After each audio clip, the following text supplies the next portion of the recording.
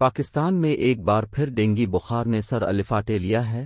ملک بھر میں اب تک سمیت ڈینگی کے سینکڑوں کیسز سامنے آ چکے ہیں، جن کی تعداد زیادہ تر پنجاب میں پائی جا رہی ہے۔ ڈینگی پر قابو پانے کے لیے ملک بھر کی عوام کا احتیاطی تدابیر اختیار کرنا ضروری ہے۔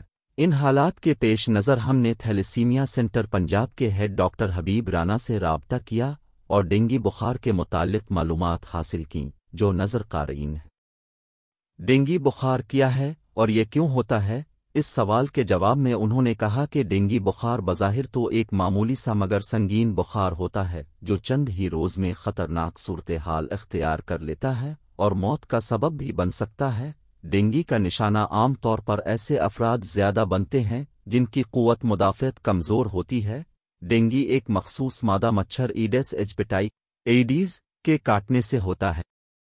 ڈینگی بخار کی ابتدائی اور شدید علامات کیا ہیں کے بارے میں انہوں نے بتایا کہ ڈینگی بخار کی 4 اقسام ہیں، لیکن مریض میں چاروں اقسام میں سے ایک ہی کی علامات ظاہر ہوتی ہیں اور ان کے ظاہر ہوتے ہی فوری طور پر ڈاکٹر سے رجوع کرنا مرض کی شدت میں کمی کا باعث بن سکتا ہے۔ اس کے علاوہ انہوں نے کہا کہ ڈینگی کی ابتدائی علامات میں تیز بخار، جسم میں شدید درد اور کمزوری کا احساس، ٹانگوں اور جوڑوں میں درد، سر درد، منہ کا ذائقہ تبدیل ہونا، چہرے کا رنگ سرخ پڑ جانا یا پھر جسم کے بعض اعضاء کا گلابی پڑ جانا اور سردی لگنا شامل ہیں۔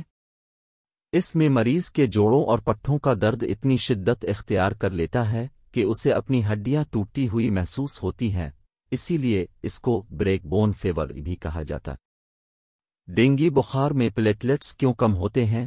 اس سوال کے جواب میں انہوں نے کہا کہ اکثر اوقات بیمار ہونے پر پلیٹلیٹس کم ہوتے ہیں۔ عمومی طور پر ایک شخص میں پلیٹلیٹس کی تعداد 1.5 لاکھ سے 4.5 لاکھ فی مائکرو لیٹر بلڈ ہوتی ہے۔ موسمی بخار میں یہ کم ہو کر 90,000 سے 1 لاکھ ہو سکتی ہے، جبکہ ڈینگی وائرس کی صورت میں پلیٹلیٹس کافی زیادہ کم ہو کر تقریباً 20,000 اس سے بھی کم رہ جاتے، جس سے مریض کی حالت تشویشناک ہو جاتی ہے۔ ڈینگی سے بچاؤ کے لیے احتیاطی تدابیر کیا ہیں؟ اس بارے میں انہوں نے بتایا کہ اس میں شک نہیں کہ احتیاط کے ذریعے ہی اس مرض سے بچنا ممکن بنایا جا سکتا ہے۔ ڈینگی کے مچھر صاف پانی میں رہنا پسند کرتے ہیں اور طلوع آفتاب اور غروب آفتاب کے وقت زیادہ نمودار ہوتے ہیں، لہٰذا گھر میں کھانے پینے کی تمام اشیاء حتیٰ کہ گھروں میں موجود پینے کے پانی کے برتن بھی ڈھانپ کر رکھیں۔ ڈینگی مچھر کے حملے سے بچنے کے لیے سب سے ضروری ہے کہ اس کی افزائش نسل کو روکا جائے۔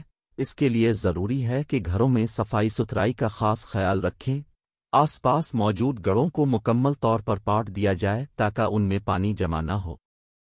گھروں میں استعمال ہونے والی ٹینکیوں کو اچھی طرح صاف کیا جائے اور اس بات کا خیال رکھا جائے کہ پانی اسٹور کرنے والے برتن صبح و شام صاف کیے جائیں۔ اس کے علاوہ گملوں میں پانی جمع نہ ہونے دیں اور پودوں پر مچھر مار ادویات کا اسپرے تواتر سے کرتے رہیں۔ اس کے علاوہ انہوں نے کہا کہ ڈینگی سے متاثرہ مریض فوری طور پر ڈاکٹر سے رجوع کریں، اپنی خوراک کا خاص خیال رکھیں، ایسی چیزیں کھائیں جو آپ کے پلیٹلیٹس میں اضافہ کرے۔ پپیتے کے پتوں کا جوس پینا بھی مفید ہے۔ نیم گرم پانی میں شہد ملا کر دن میں 3 بار پینا بھی فائدہ مند ہے۔ معمولی علامات کی صورت میں محض پین کلرز بھی کارآمد ثابت ہوتی ہیں۔ مزید یہ کہ اس بیماری کی صورت میں اسپرین قطنہ استعمال نہیں کرنی چاہیے کیونکہ اس سے خون بہنے کے امکانات بڑھ جاتے ہیں۔ ہائی میز ویڈیو کے لائک یوٹیوب چینل کے سبسکرائب کر